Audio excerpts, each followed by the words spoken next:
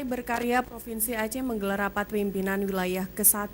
Kegiatan yang berlangsung di Hotel Kuala Raja Kota Banda Aceh pada Rabu malam dibuka langsung oleh Wakil Ketua Umum Partai Berkarya Maijen TNI Purnawirawan Muhdi PR.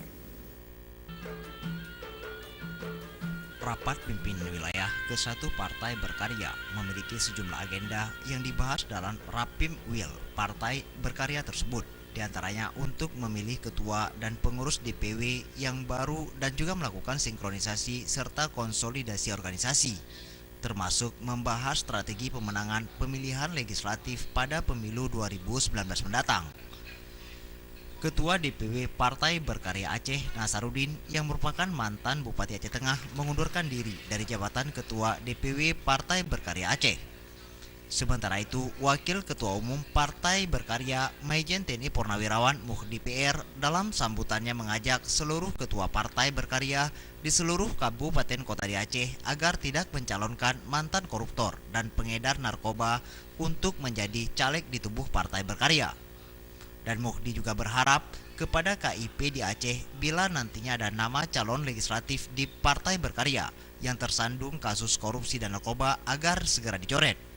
Hal ini merupakan komitmen Partai Berkarya dalam menyaring calon legislatif yang bertarung di pemilu 2019 yang nantinya bisa membawa perubahan di Aceh yang lebih baik lagi. Daerah ini kita juga langkah strategi kita adalah mencari calon legislatif yang punya track record yang baik di wilayah masing-masing. Termasuk juga tadi saya tekankan mengenai masalah bebas daripada korupsi dan juga masalah narkoba. Itu komitmen Pak ya? Itu komit daripada Partai Berkarya. Jadi syarat utama ya? Syarat utama lah. Jadi kalau sementara ini dari KPU masih tarik ulur mengenai masalah calon koruptor gitu kan, karena mendapat tantangan yang dari Dewan dan beberapa tokoh politik gitu kan. Tapi kalau Partai Berkarya kita komitmen, kita tidak menghendaki lah negara dan bangsa ini rusak oleh segelintir orang yang ingin memperkaya diri sendiri.